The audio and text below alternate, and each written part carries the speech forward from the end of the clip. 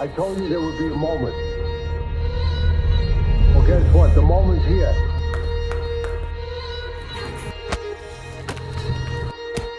The fight is coming. Let's go! Boxing King Media in association with Boxro.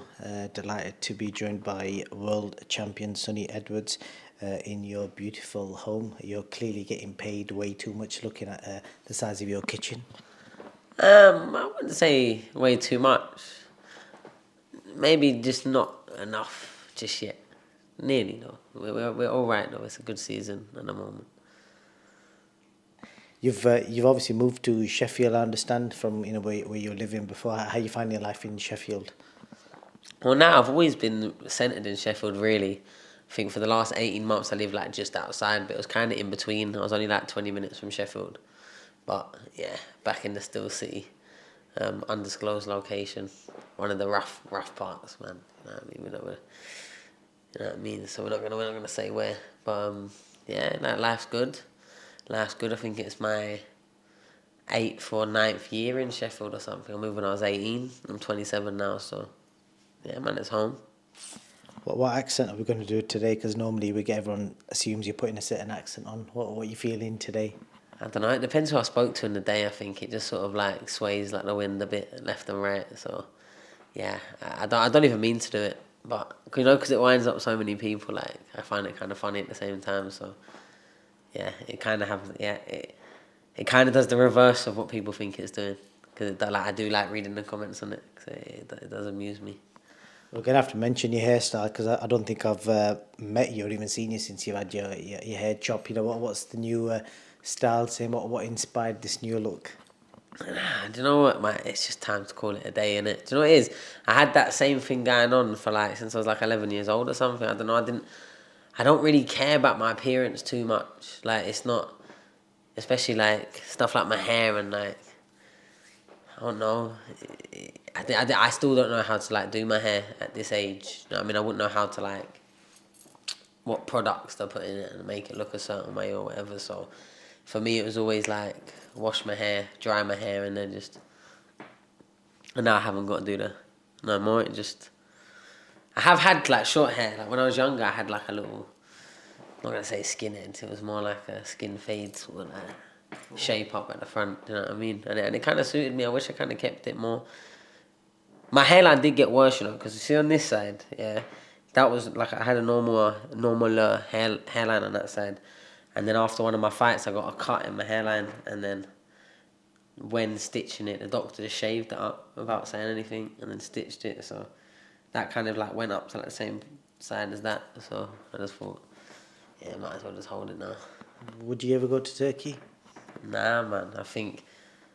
I don't know, because there's a few people that get offended when I say it, but there was less when I first started saying it, and now there's probably more.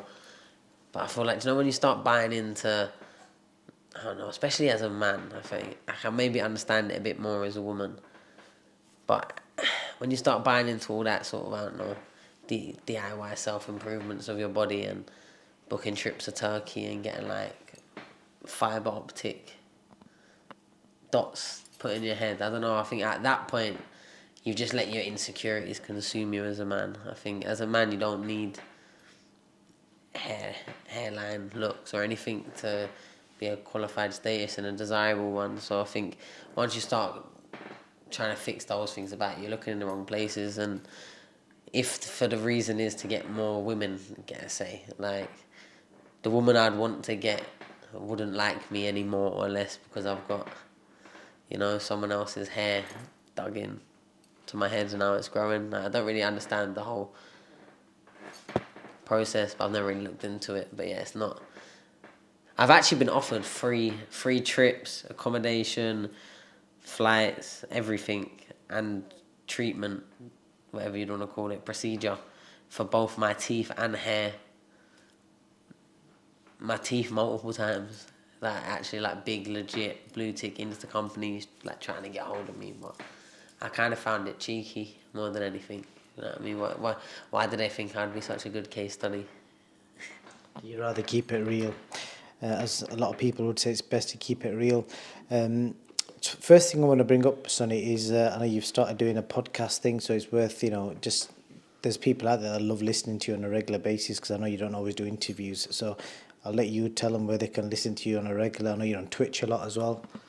Yeah, so me and Pound, shout out Pound Sterling from Winners Talking Podcast. We've been saying it for a little while now, and we thought, you know what I mean, fuck it, fine, let's get one on.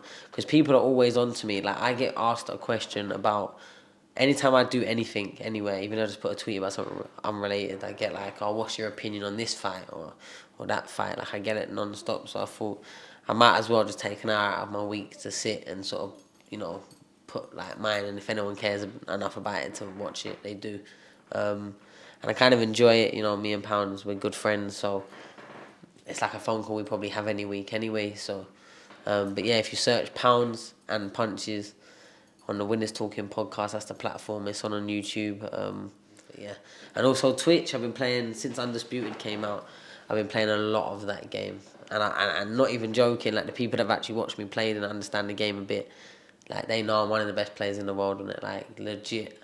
Like, I'm very, very good at that game, and it's good though, because like, you put actual boxing brain into it, and like, it comes out in a mad way, and it works. And like, a lot of video games don't do that, especially when they're trying to imitate a real life sport. Interesting. I can't wait till it comes out on PlayStation. Your next move, Sonny. It's been a while since you fought. It's been a good few months. I know you've just started sparring again. The fans out there want to see you against the names like Martinez, Bam Bam, etc. From my understanding, both of them guys have got fights lined up, and you're sat enjoying life. Well, I've been in the gym. Like, like you said, I was sparring yesterday. My weight's not ridiculously bad. I've been working back with my nutritionist, Lee Rickard, so I'm not in a terrible bad place. My weight's not ridiculously bad. I'm fit enough to quite comfortably do 8-round sparring this week. So, yeah, I don't know how much more enjoying my life. I feel like this is just my life. I don't want to offend you with my reality, but it's what it is. It is what it is right now. But yeah, I'm trying to get a big date, and it's hard though, because when you're trying to get a big fight over the line, you end up working on other fighters' schedules and timings, and when they're ready to have conversations, and what do? Do you jump and just get the fight that's easy to make? And the easy fights to make are the ones that, when they are made, people don't really want to see, because that fight is ready for the opportunity, because there's not a lot of people waiting for it. But when you've got the fights that people are waiting for, they've got a lot more demands. They might want another fight. They might want to get a belt and be a world champion, so they're not coming in the fight just as a challenger and a worse negotiation table. And I don't know. Like, I was a bit disappointed when, you know, Bam decided straight to go for the WBO anyway. I feel like I'm the man. You didn't mind sort of rocking around the super flyweight division as a wrecking ball and fighting anyone. But the flyweight, there's 3 champions, and you picked the vacant title. I think, I don't know. Okay, yeah, maybe he's playing his contract and getting his money up a bit more. I understand that. He's a young fighter. Maybe he's trying to mature a little bit more. But I'm not really the sort of fight. If you bring like a 50-50 fight and it's everything considered, you know, we can go down the middle. It's not, that's not an issue. Like, he didn't. If that was the whole reason, you know, to try and make the fight bigger, I understand that. But if it was just to sort of get a stronger seat at the table, like, he didn't really need to do that with me. Like, we make that fight. Would it not be better if it was like a unification fight? So if he came to the table with a belt rather than just you having a belt, and that way I'm guessing he brings more leeway on the negotiation table when it comes to money and splits. Yeah, but I'm pretty much, well, not now. I've been very much, for a long time, done with the whole, yeah, it's a bigger fight next year. Because I've heard next year over and over again at British level, probably even in the amateurs. Like, I've heard next year. I've heard, oh yeah, it's a bigger fight. I'll let them go do that. And do you know how many times one of these fighters come up and said, oh yeah, we'll fight you at this level, but I've gone all the way through to the point where if you type on chat AGP, whatever that is, who's the number 1 flyweight in the world, it might say me, you know what I mean? Because by all accounts, by all rankings, I am the best. So where's everyone else that I was waiting to fight? Bam might fall into that pile if he goes and loses against someone that no one's heard of. how far away is he from the fight of me now? I'm not going to look and like, what's the point? Okay, yeah, he might have some profile, but he just lost to someone that relatively nobody heard of. So again, just like Martinez, he's sort of taken the fizz off it. It's like everyone gets closer to fighting me when the excitement's gone. You know, once they've got rid of that sort of invincibility. Oh, okay, now we'll fight him maybe, but You and Eddie have been flirting with each other quite a bit. Like in our recent shows you've been to, where he's been there, you've been to Matchroom shows, and it seems like, you know, you guys are talking, and he's clearly said he'd love to work with you. So he's said that on camera, but what's happening behind the scenes? oh no, obviously, I've got things on my side to work out. Obviously, the fights are there. A lot of the fights that I want are with Eddie, so it's no secret that we nearly made the fight before to happen. And I think they're sort of waiting to see, you know, how my side of things just comes out and go from there. But with me, I'm looking to fight, you know, definitely in the first half of this year. I want to defend my world title again. I've got a voluntary defence. I've got a few ideas of people who I could fight. Most of them again with Eddie Hearn. So if I can't get the, you know, the Martinez, the Bam Rodriguez, which Bam Rodriguez isn't on the table for the half for me. He's not in my timeline now. I'm not waiting to the back end of the year just to get a fight with him. So yeah, if I can't get the big fight that I want over the line, then I'll probably realistically only have one more voluntary with the IBF, and I don't think I'll defend again. I mean, if I just let the IBF's mandatories play off, I've just beat Felix Alvarado, who moved up as a champion, very dangerous fight, hadn't been beaten in how long, all them knockouts, yada yada yada. I beat him as the mandatory challenger when he weren't supposed to be my mandatory challenger. Opted out to fight someone else for a final eliminator instead of a world title shot. I've beat him, and then now he's been ordered for a final eliminator against Christopher Rosales, who my brother won the WBC world title against. So it's like, in 1 year, Alvarado is potentially probably going to be my mandatory twice. Like, Why do the IBF do that? Because I think that there was a similar situation with Kid Galahad once as well, where I think he lost to Warrington, then he got another world title shot straight away. I don't know. That's the governing body. Maybe they think he's the best. They're probably not. They're probably not wrong in that. He probably is one of the best, and there's probably not very many people in this world that can give me a fight even remotely as competitive as what he did. Even though I thought I won pretty clearly. He's a very good fighter. But what am I earning? Don't get me wrong, I'm earning good money, but my whole career isn't just about money. I want the legacy, I want the big names, I want the momentum to be exponential, I want the fights to get bigger and me feel like I'm constantly progressing.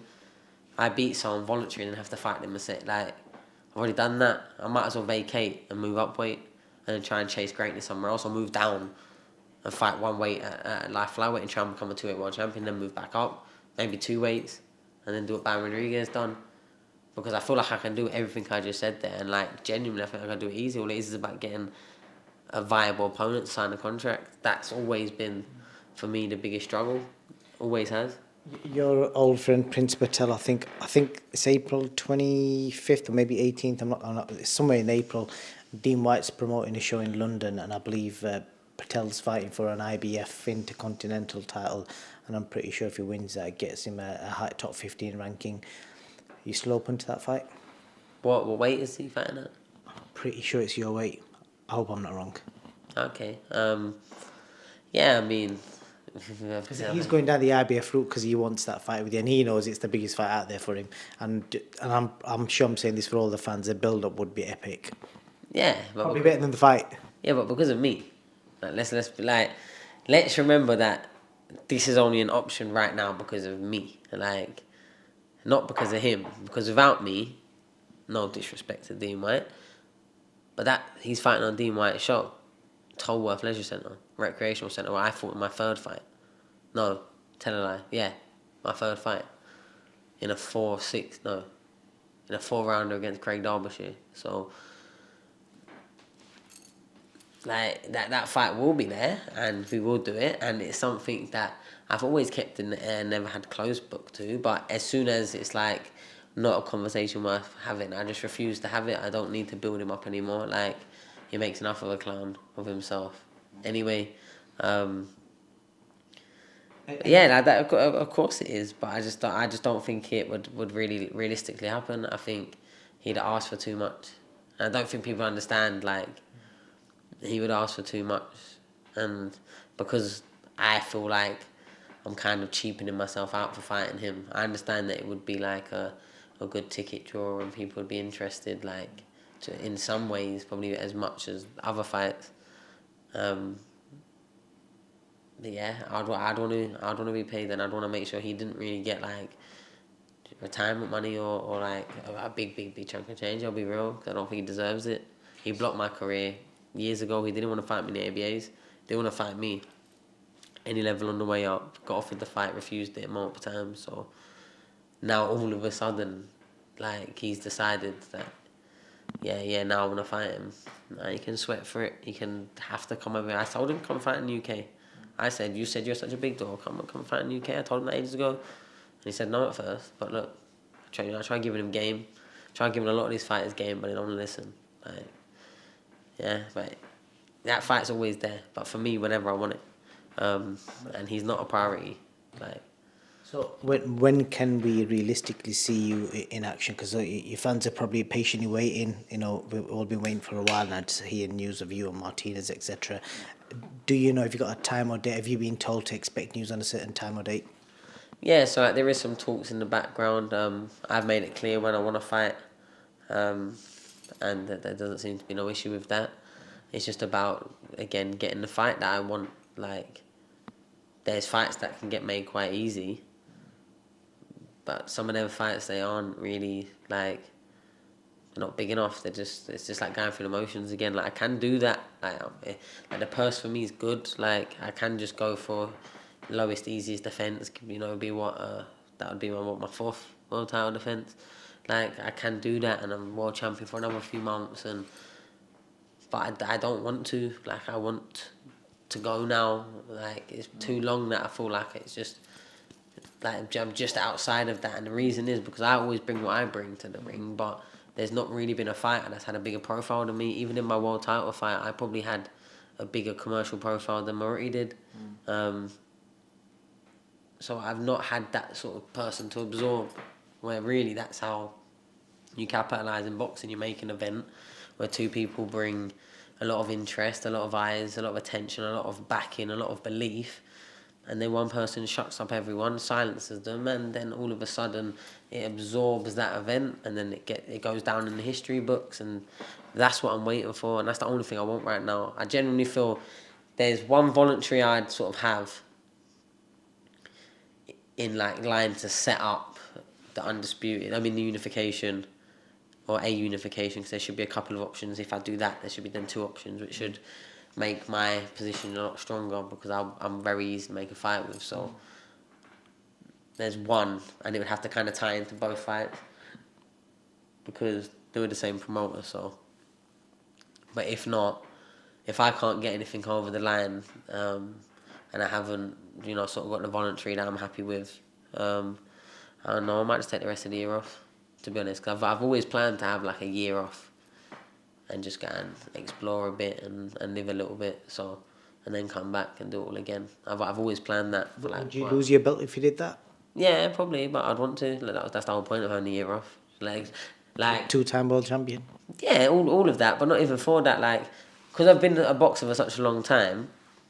Like, I always quite liked the bit in certain greats' career when they went away, sort of re-got the eye of the tiger and come back and killed it. And I think I'd done that in certain ways growing up, like off my own back, stop boxing for a bit, come back to it, and I seen what he did it to me, like what he did to me, and then in other ways I've done it in my pro career. And yeah, I feel like I've planned it, because I planned to be a pro for quite a long time. I'm talking like to 37, 38, 40. Like, at one point, as the man, hopefully, take a year off hiatus and then come back. You're talking about Muhammad Ali there, taking the year off, coming back, winning belts again. Yeah, like, just because I feel like, I don't know, maybe I want to take a season. I want to take a season to get the hunger back, and then have that last push on. Have a year to let my whole body recover, like do all the sort of behind the scenes stuff that I need to do to get my body the best prepared. Because I've been fighting all my pro career. I've had to be busy. I've had to always be fighting. I had to be always improving, always developing. Like, I've had to fight a lot of time with niggles, with injuries that a lot of fighters probably would have pulled out with. I know no one cares about all of that, but that's just my reality. So, I don't know, I think sometimes if I was getting in the ring 100% every time, like, people would see me as a very, very different animal. Because in the sparring ring, when you see me, I'm a bit of a savage sometimes. Would you say it's an interesting viewpoint that you want to take the year off potentially if nothing materialises, but would it be fair to say last year was probably your best year as not only as a boxer but outside the ring as well? Because we've seen over the years where you do get a fair amount of criticism online for the stuff you put on Twitter, but with the whole Twitter troll spar last year. And then obviously you had some other back and forth with people in the media, and then the two defences, especially the last one. Do you think last year kind of got you more fans and kind of made fans appreciate you more as a person and as a boxer? Would you agree with that? I don't know, like, I wish I had a better answer, but I don't really, like, pay too much mind. Because there'll always be the positive, there'll always be the negative. I think where my mindset is so, like, ADHD is so what's going on with right now, I don't really dwell on what's happened in the past, and I don't really look too much or put too much emphasis on trying to plan the future. I've always been quite good at freestyling, so I've kind of just got used to it. I don't really...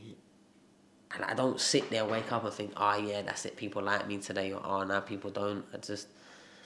I wake up and just try and, find my way in this life. I think boxing is just my vehicle that I do everything through, and also it just happens to also be, like, the best thing I enjoy doing, like the funnest thing I could ever do or imagine doing is get in the ring, like, especially when it's just sparring. Like, that is a real good time for me. When you haven't got the pressure of this could change my career, or losing a belt, or losing a fight and it being all sad and that. Like, when I can just get in there and spar, I love it. Even if it's way stacked against my favour, I always test myself, and that's what boxing allows you to do in a physical way. So, like, my job and my passion have partnered and came up. I've never wanted to be famous. Like, there's no part of me that ever sort of wanted to be a boxer for the glitz and glam and the fame. It's not.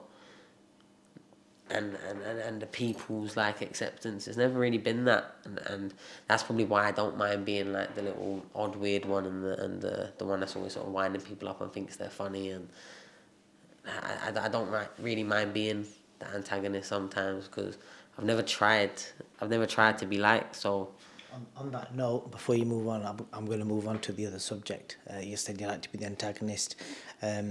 Obviously, this whole situation with Conor Benn and the WBC and the British Boxing Board, from what I noticed, you didn't really say a lot in the initial process, but obviously once the WBC came out with the findings and kind of revealed what they revealed, you became quite vocal on the whole subject. So kind of first asking why you felt that you had to be vocal about it. well, nah, I don't feel like I wasn't vocal the first time round. I'll be real. I feel like I commented on it. I commented on everything boxing. Unfortunately, for other people in boxing, outside of being a boxer, and being involved in the industry, I guess, I'm a passionate boxing fan that has been way more than half my life, pretty much a large percent of my life. So I will have an opinion on what's going on around me as if I wasn't there sometimes. And, like, it's nothing personal towards Conor. I'm just going with what we're getting told and what we're getting exposed to, and I'm making my comment on that. Unfortunately, the way my head works is my love of boxing, for the most part, people in boxing, my like of them, or respect of them even, doesn't nowhere near parallel the love I have for boxing, unfortunately. So when it comes into complete disrepute, and when there seems to be clear, like, when you can, like, everyone could predict what would happen, sort of thing, and it kind of went the exact way that most people predicted, like, what would happen, kind of the excuse, then what they would say, then what they would say, and then I think the biggest plot twist was at the end when, like, someone got stabbed in the back right at the last minute. But it's just frustrating, like, and sat there just out of shot and completely backed them because they came yesterday or the day before.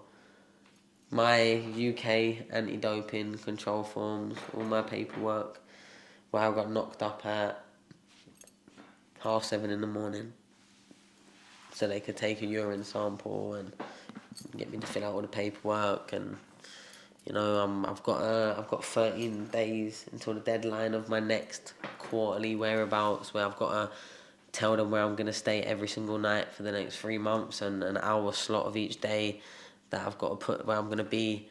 And if I miss that hour slot 3 times in 12 calendar months, then I'm banned for 2 years, as if I'd failed with any drugs. Doesn't matter what it's for, what my excuses are. I've already got 1 strike. I took my kid to Centre Parks, but we're not going to go into that. So I'm 2 strikes away from being banned as a drugs cheat with no trial.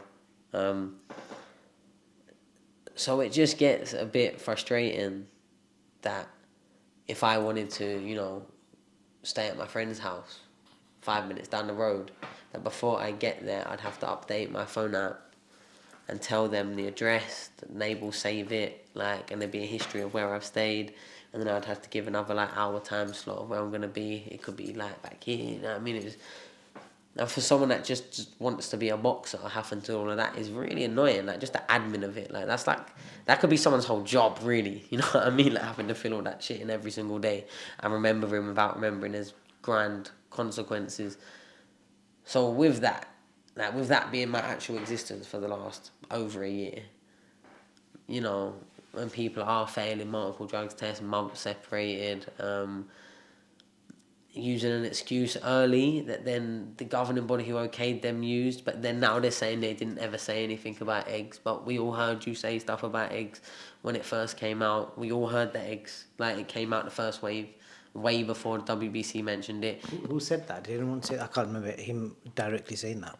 I don't remember him directly saying it, but there was something that came out where eggs was the excuse straight away, and we can find it. Someone in the comments will know exactly what I'm talking about, because the internet of boxing Twitter never ever forget. Someone's probably got screenshots of the first time or the video of the first time that eggs was mentioned, but I can confidently say I can remember sitting there and sieving through loads of jokes about eggs. So this wasn't the first time that eggs got all into the conversation. You know what I mean?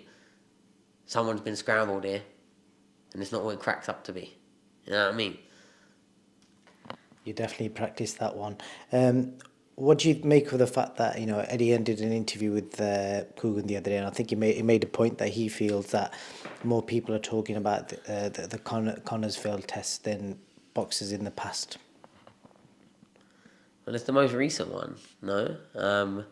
I feel like the most recent one always swallows it. I think the event was so big that multiplies the reaction. I mean, sorry to use him as my example all the time, but if Liam Cameron versus Nick Genman in Ponds Forge gets called off because someone fails a drugs test, it's a bit different to Conor Benn versus Chris Eubank, the Sons of Legends, the end of the rivalry, the documentary that got made, and then to hear that the original failure of the test was probably before they even ever started to do any press run for anything. Like, it just all seems a bit bizarre as a boxing fan, not only as a boxer that's in the industry. Now it seems like, well, how many fighters will I've got in the ring that might have that same sort of protection? Like, is it only the top levels, or is it complete? Like, or is Conor Benn right? Like, did VADA screw up? Like, who knows? But the problem is that we're left with the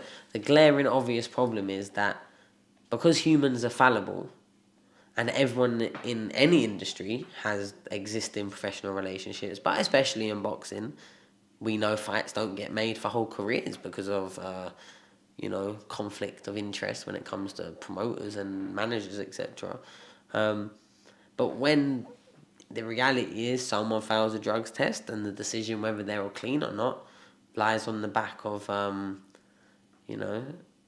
the head of a boxing committee, council, organisation, governing body, one person with maybe a board of chairs of their peers around them, when it's just up to their decision, and they're also in the business of making the fights happen and taking a percentage where belts are, and like at what point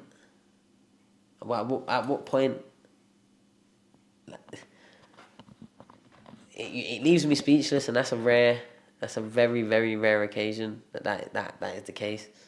Like, what do you expect to happen? Like, either it is corrupt or it's not corrupt, but we're never gonna know, and the conversations don't happen. What do you make of the fact that, you know, from what I read in the latest development is that Connor's not mentioned eggs, and the report, the 270-page report, states that this test that was shown as a failure was apparently tested 3 times, and then I believe Connor's B sample was tested without him or anyone representing him being present, which apparently you can't do.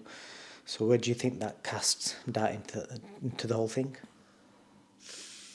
I mean, Because in the past they have said that VADA is the gold standard. So, you know, where do you stand with it all? well, every offence is a defence, isn't it? I think that's like if there's technical loopholes that you can find your way out of having something tested in your system and you can get out of it because of legalities, then who am I to play judge, jury, and executioner? I mean, I guess when we come to any, you know, justice system, there's never going to be a black and a white. It's always going to be somewhere in the grey area, I guess. So if there was some misconduct done by on their side, then you have every right to suspect something, and then maybe that does strengthen up his claim. And if all those things are to be true, and like I've said before, I could completely understand like the frustration of a fighter that sat there and in their head, in their mind, 100% innocent, and sort of the world's closing in on them. But the only thing I would say to that person is you've got to understand the frustration of everyone that's trying to get by in this world and seeing fighters that are maybe, to certain eyes, doing better than them, or, you know what I mean, having more opportunities than them, or, I don't know, just improving more than them. And then that happens when something like that comes out. You have to expect the backlash, like, because the fighters that aren't cutting those corners and are dedicating everything and really want it,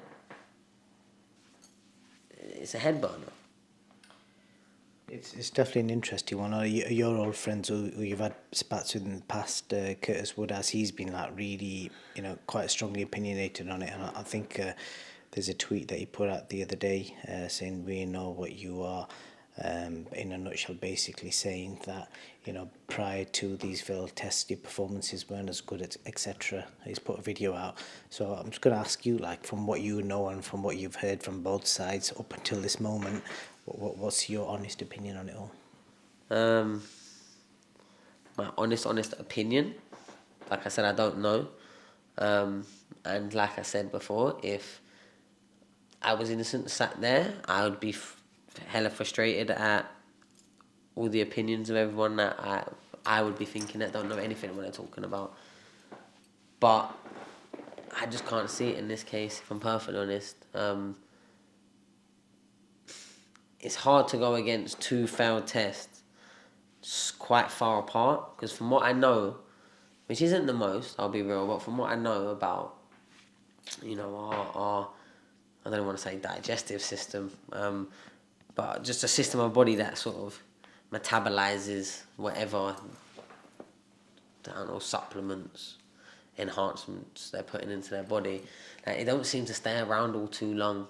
Like, if we take the Gerald Baby Miller case, for example, he failed 3 different drugs tests in, I think, the span of 9 or 10 days. But, like, on one test, there was, like, 3 substances, like A, B, and C. On, like, 4 days later, there was, like, A, but not B and C, but D. And then on, like, the 3rd, there was, like, C and D and now E or something. It was just, like, there was all over the place to say they was tested in such short time. So for you to have the same thing in 2 different... Like, you to fail a test, get the reports, findings, and get tested again? Because I don't know how long it takes to get you failed the test back, but I don't think it takes that long. I don't think you'd get tested 2 months later and get results back 2 months later. So I don't know, it just seems all a bit suspicious. But like I said, it's not my position because I don't know everything. I've only been exposed. And I'm not that nosy, so I don't go around having the conversations or trying to find out or hearing like gossips and rumours. So I'm only exposed to what I guess the average boxing fan is. And I think the general consensus is people don't fully believe it. I think they believe that he'll probably fight again. He'll get off it. It looks like he'll probably go to America or the Middle East, or there seems to be a fight with Pacquiao getting circled around. So it's not like he won't have career options, but I don't know. I feel like until in my personal career, you know, the result of a 7 o'clock knock in the morning, you have to be in the house that you said you was going to be in from the night before. Until one of these comes back, out of the probably 30 I've done, that, oh, Sonny, you've got something in your system, and I'm sat here now going, I promise you I didn't do it. Maybe until that moment, I don't know, seeing is believing for me. I'll be real, just because if I am not doing it, if it's not happening to me, and I know I'm doing everything I need to be in, it's not happening to my brother, and I know he's done everything he need to be, it's not happening to, say, Dalton, because he's doing it, and other fighters around me, like, I don't know, it's a hard sell for me. It's a hard one. We'll move on to the last thing I want to ask you about. You had a bit of a spat the other day with Anthony Fowler. Was it all banter? Was it all real? Because the last thing I read from Fowler was he was looking forward to meeting you outside on the cobbles. Did he say that? I didn't see that one. Something like that. Wanted to wait till he sees you face to face. So that was your creative, journalistic. No, content creator. Let's not say journalist, but he was basically implying that, you know, wait till we see each other in person. But I couldn't tell. I know you guys have got, you know, friendship from the amateurs, etc. So I wasn't sure if he was banter or what. Nah, do you know what it is? That's probably the 3rd or 4th time Fowler said something like that to me. I'll be real. I think, I've known Fowler a long time, like he said. I thought it was being harsh. I'll be real. If I'm being perfectly real, I thought it was being harsh on Tommy Fury. So I just tried having a little crack with him, but he took it personally, and then obviously I just matched it. But yeah, we're alright, Fowler. Like, if I seen him, I'd speak to him, and I'd speak to me, so there's no issue there. Like, it's the internet, innit? But yeah, don't get me wrong. I know that both of us were kind of half meant what we were saying. You know what I mean? Let's be real. Let's be really real about things, like. But that's me and Fowler have always kind of had that, though. He's always had that. He's always been more my brother's mate. And you know, sometimes you have your big brother's mate that always tries to pick on you. But me, I've always felt like I'm a bit ahead of the curve, a bit ahead of time. So I never let him, you know what I mean, get a jab without a jab back. So yeah, I guess that's all it is, really.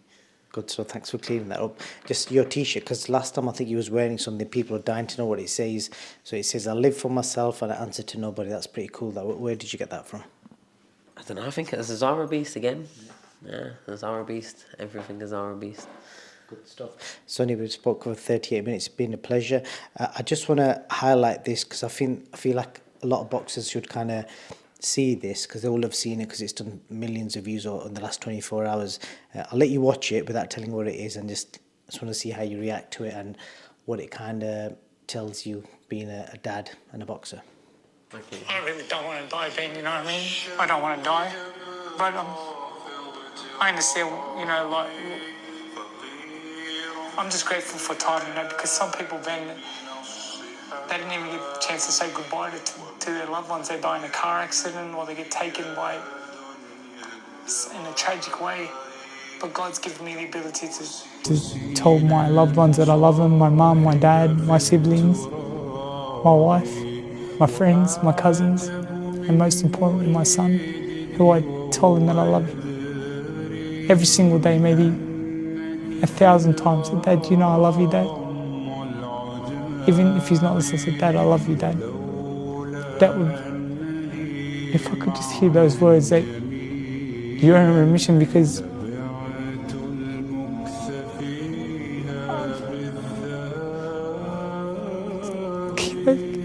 chemotherapy really hurts, Ben, man.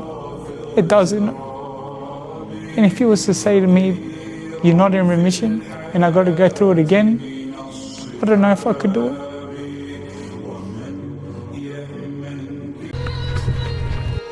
I told you there would be a moment. Well, guess what? The moment's here.